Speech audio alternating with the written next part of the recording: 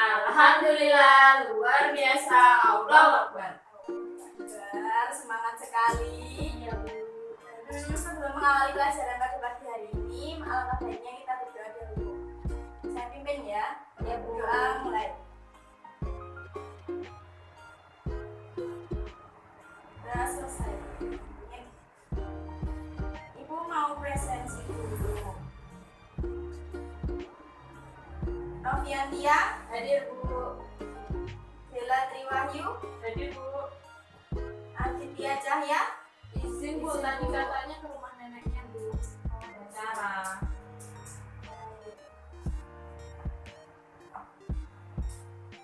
Oke, pada pagi hari ini kita akan mempelajari tentang pertumbuhan dan perkembangan pada Tumbuhan. Oh, sebelumnya ada yang tahu nggak pertumbuhan dan perkembangan itu apa? Kalau pertumbuhan itu ke atas, Bu. Kalau perkembangan Perkembangan itu tambah besar. Ya. Bagus bagus.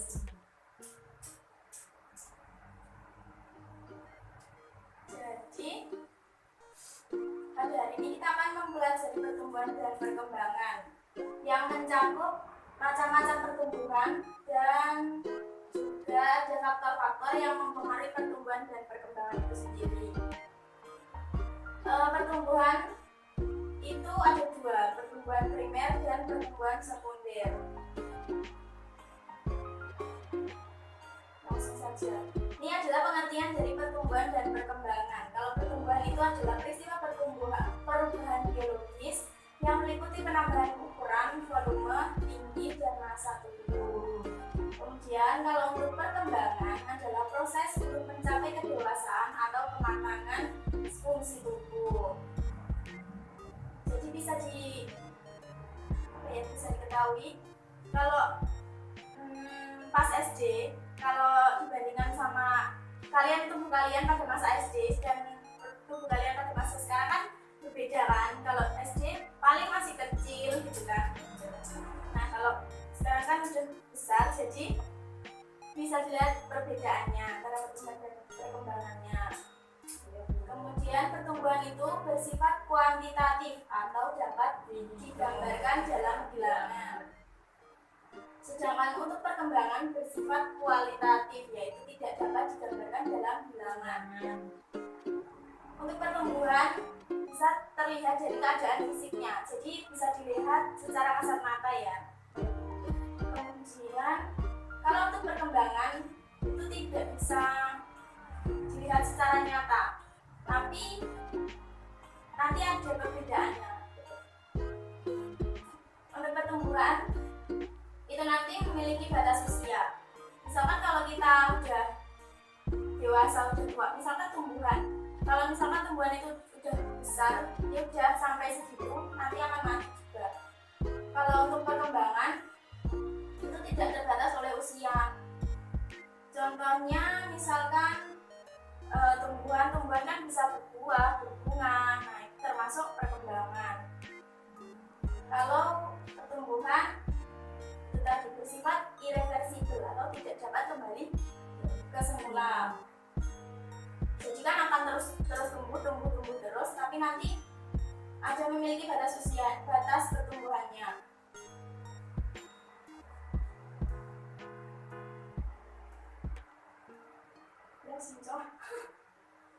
Kalau untuk perkembangan itu bersifat reversibel atau dapat kembali ke ukuran semula. Kalau misalkan perkembangan itu ini contohnya manusia itu badannya bisa gendut terus bisa kurus lagi. Dan kalau pertumbuhan itu dipengaruhi oleh pembelahan sel tubuh. Jadi kalau misalkan bertambah dewasa, nanti pertumbuhan selnya juga akan bertambah seperti itu. Sedangkan untuk perkembangan nanti dipengaruhi oleh pengalaman. Nah, berikut adalah gambar dari perkecambahan. Bisa dilihat dari gambar. Contohnya aja ini mungkin biji kacang hijau, kacang merah, warnanya merah kan. Kemudian yang bawah ini adalah biji jagung. Biji kacang hijau ini merupakan dikotil, kan mempunyai keping dua kan.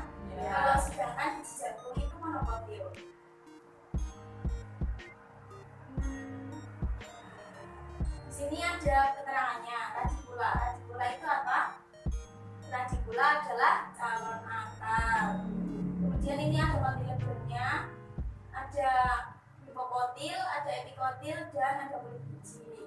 Kalau pada biji jagung bisa dilihat strukturnya seperti ini. Kemudian tahapan-tahapan pertumbuhan. Tahapan pertumbuhan itu diawali dari pembelahan sel dulu. Jadi sel-selnya akan membelah secara mitosis yang menghasilkan dua anakan sel, dan seterusnya akan terjadi penambahan jumlah sel. Selanjutnya akan mengalami pembesaran sel. Pembesaran sel ini akan terjadi pertambahan ukuran sel anakan yang tadi, kemudian akan bertambah substansi materi sel. Selanjutnya ada diferensiasi sel-sel, yaitu perubahan sel-sel sehingga terbentuk organ-organ yang memiliki struktur dan fungsi yang berbeda-beda. Nah, ini adalah alurnya. Pertama ada pembuahan. Dibuahi dulu atau fertilisasi dari spermatozoid dengan ovum. Kemudian pembuahan ini menghasilkan biji. Biji ini akan tumbuh menjadi zigot. Kemudian zigot tumbuh menjadi biji kan, terus memiliki cadangan makanan. Cadangan makanan ini biasanya disebut dengan kotiledon. Kemudian kotiledon akan berkecambah menjadi tumbuhan muda dan akan berkembang menjadi tumbuhan yang dewasa. Kemudian proses perkecambahan. Proses perkecambahan itu diawali dengan absorpsi air. Itu kemudian mengalami metabolisme, pemecahan materi cadangan makanan, transportasi materi hasil pemecahan dari endosperm ke embrio yang aktif tumbuh. Kemudian proses-proses pembentukan kembali materi-materi baru, respirasi dan pertumbuhan. Tapi proses secara fisikal. Kemudian kalau proses secara kimianya ada absorpsi air, biji mengembang, kulit bijinya pecah, kemudian embrio aktif melepaskan hormon giberelin, sintesis enzim, hidrolisis cadangan makanan, dan molekul kecil diserap kotiledon kemudian menjadi biji tanaman. Sampai di sini ada yang ditanyakan atau ada yang belum dipahami? Belum paham. Baik. Kita akan selanjut ya ke materi selanjutnya. Di sini ada perkecambahan. Perkecambahan itu dibagi menjadi dua. Ada perkecambahan epithelial dan perkecambahan hipofilial. Apa itu perkecambahan epithelial? Epithelial itu kotiledonnya terangkat ke atas. Iya, betul sekali. Jadi kalau epithelial nanti kotiledonnya terangkat ke atas. Contohnya pada kacang hijau. Kacang hijau kan misalkan ini permukaan tanah. Kacang hijau ini akan tumbuh, kemudian akan menyerap air dulu ya. Menyerap air, kemudian tumbuh akar, dan kemudian lama kelamaan bijinya ini akan terangkat ke atas tanah. Nah, seperti ini akarnya. Kemudian kalau perkecambahan hipofilial, ini kotiledonnya tetap berada di dalam tanah. Contohnya ada biji jagung. Biji jagung ini akan mengalami penyerapan air dahulu, kemudian tumbuh akar, dan kemudian tumbuh daunnya. Tapi ini kotiledonnya tetap di bawah tanah. Seperti itu. Nah, ini gambar lebih jelasnya. Kotiledonnya terangkat, ini epithelial. Kalau hipofilial, kotiledonnya tetap di tanah. Selanjutnya ada metabolisme perkecambahan. Metabolisme perkecambahan pada tahap pertama dimulai dengan proses penyerapan air atau inhibisi oleh benih. Kemudian kulitnya akan lunak dan terjadi hidrasi protoplasma. Pada tahap kedua dimulai dengan kegiatan enzim dan sel-sel serta naiknya tingkat respirasi benih. Kemudian yang tahap ketiga terjadi penguraian bahan-bahan seperti karbohidrat,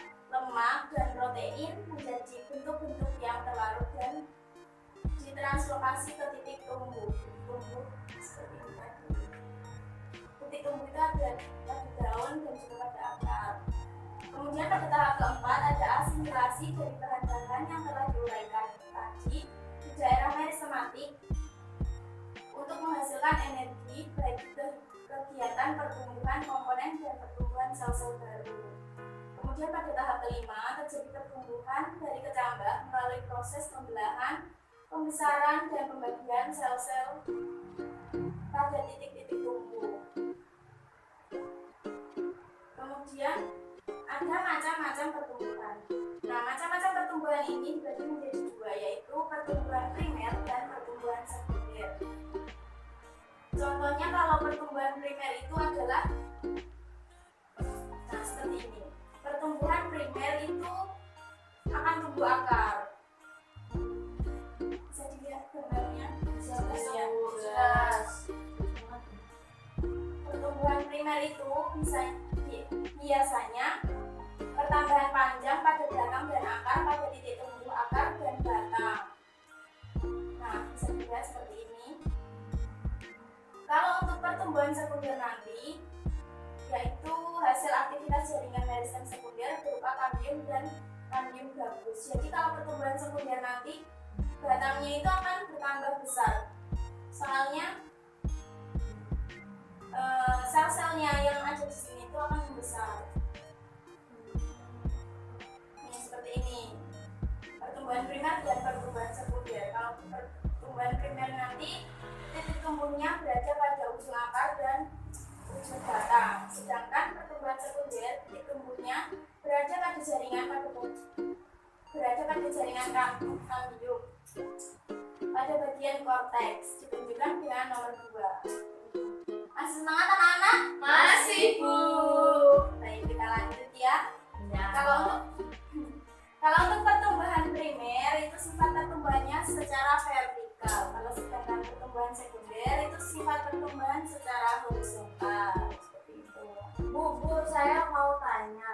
Ya, Jadi contoh pertumbuhan sekunder itu ya Bu, seperti membentukkan lingkar tahun pada batang itu ya Bu?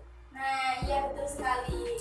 Kalau lingkaran tahun itu kan sama saja gambaran dari film dan flemenya kan.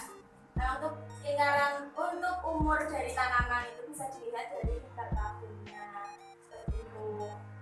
Nah, lanjut lagi. Kalau untuk pertumbuhan primer itu dapat dijumpai pada tanaman secara umum, sedangkan pada pertumbuhan sekunder itu hanya dapat dijumpai pada tanaman gimnosperme dan dikotil. Kemudian apa saja sih faktor-faktor yang mempengaruhi pertumbuhan dan perkembangan tumbuhan? Ada 2 faktor. Ada faktor internal dan faktor eksternal. Kalau untuk faktor internalnya itu ada genetis atau hormon dan fisiologis itu dari vitamin. Sedangkan untuk faktor eksternalnya itu ada suhu, cahaya, air, pH, oksigen, dan nutrisi.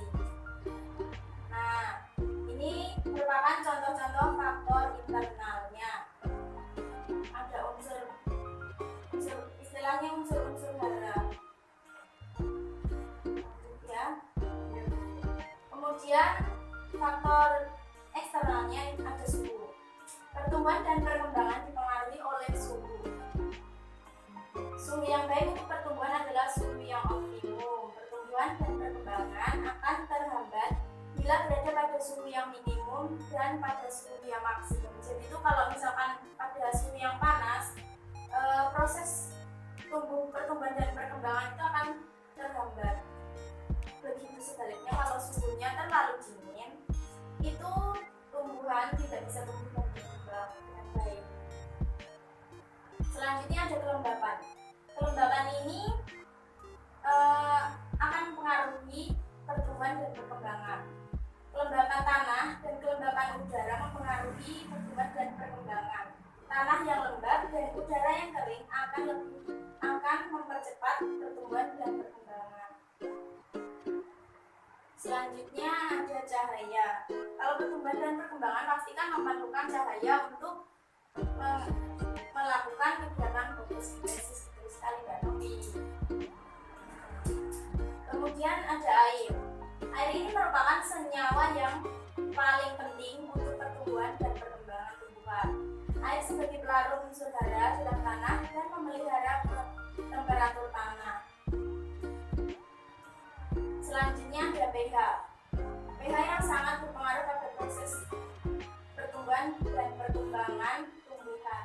Pada kondisi pH normal, kandungan unsur-unsur yang diperlukan seperti seperti kalsium, magnesium, fosfor, dan kalium cukup tersedia. pH asam ini memiliki kandungan unsur aluminium,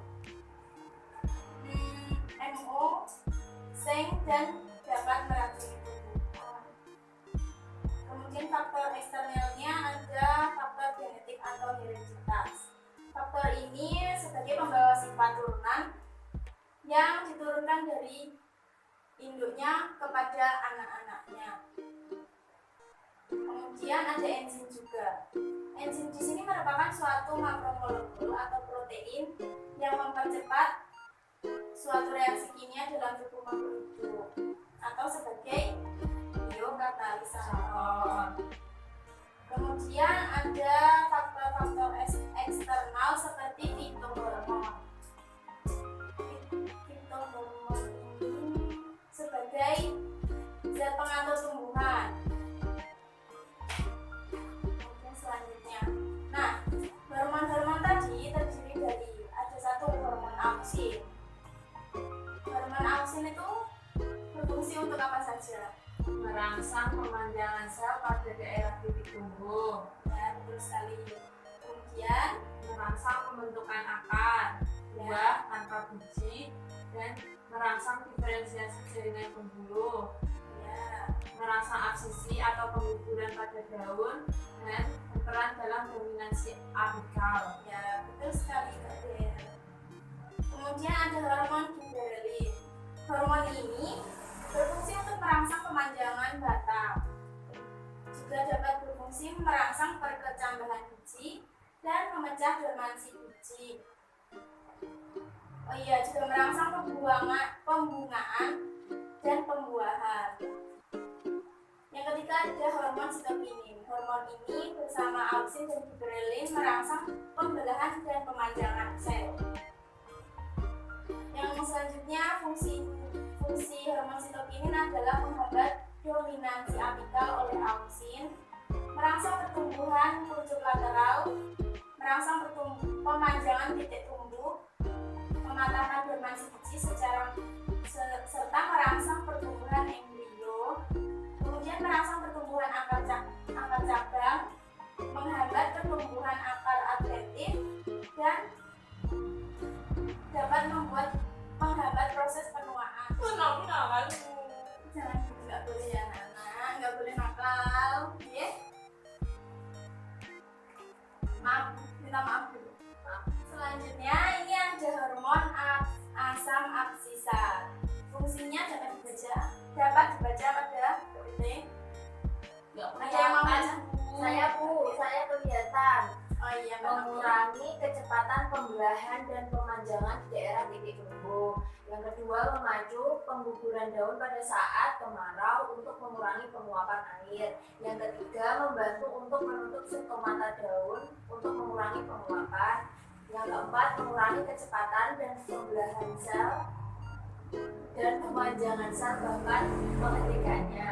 Yang kelima, memicu berbagai jenis sel tumbuhan untuk menghasilkan gas etilen. Dan yang terakhir, memacu dormansi biji agar tidak berkecambar. Ya, betul sekali. Selanjutnya ada hormon gas etilen. Fungsi hormon ini adalah mempercepat pematangan.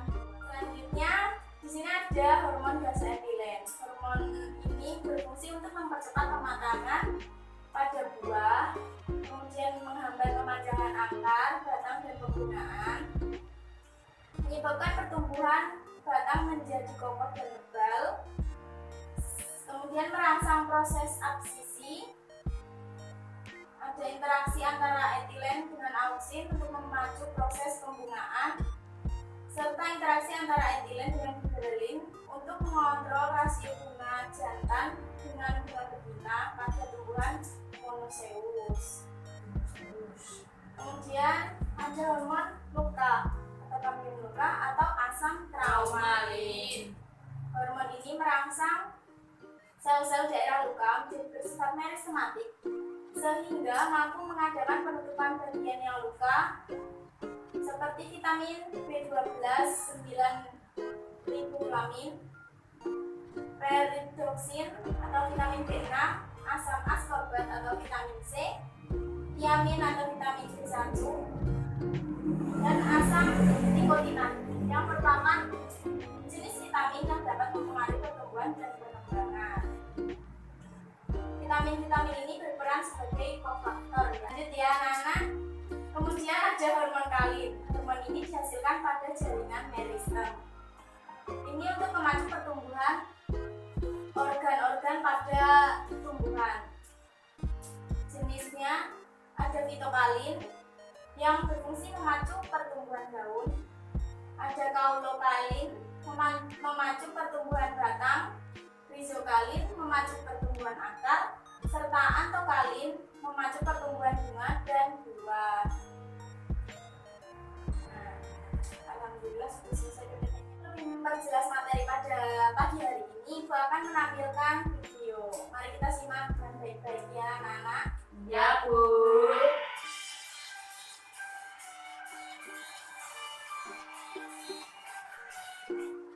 Halo adik-adik, apa kabar? Hari ini kita akan mengamati pertumbuhan pada kacang hijau. Setelah menonton video ini, diharapkan Ini merupakan proses perkecambahan pada kacang hijau. pertumbuhan pada kacang hijau. Mari kita perhatikan langkah-langkah percobaan berikut. Pertama, siapkan air, gelas, kacang hijau, dan kahar.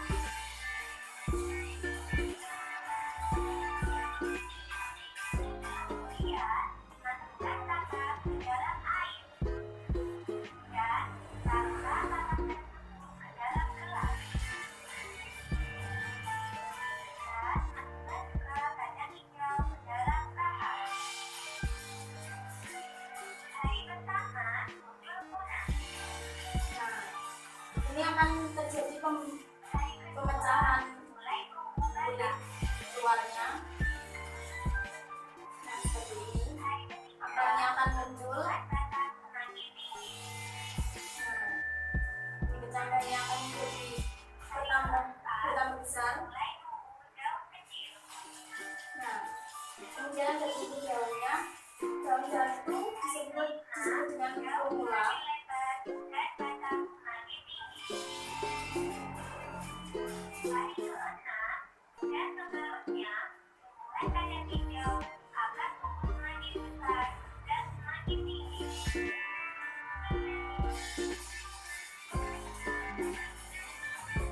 Adik-adik, setelah melihat video ini, Nah, video tadi merupakan contoh dari pertumbuhan pada kacang hijau. Untuk hari ini apakah ada yang masih ditanyakan tentang materi pertumbuhan dan perkembangan hari ini? Jadi pada pagi hari ini kita telah mempelajari materi tentang pertumbuhan dan perkembangan. Ya, untuk pertumbuhan tadi berarti itu pertumbuhan itu bisa diukur, bisa dilihat. Kalau sedangkan perkembangan itu bisa dilihat tapi tidak bisa diukur seperti itu. Terus kemudian tadi ada faktor-faktor apa saja yang mempengaruhi pertumbuhan dan perkembangan, ada suhu, cahaya, air, hormon dan sebagainya. Ibu rasa sudah cukup pada materi hari ini. Bila ada kurang lebihnya mohon maaf. Wassalamualaikum warahmatullahi wabarakatuh. Waalaikumsalam warahmatullahi wabarakatuh. Makasih, Bu. Ya, sama-sama. Semangat ya. Ya, Bu.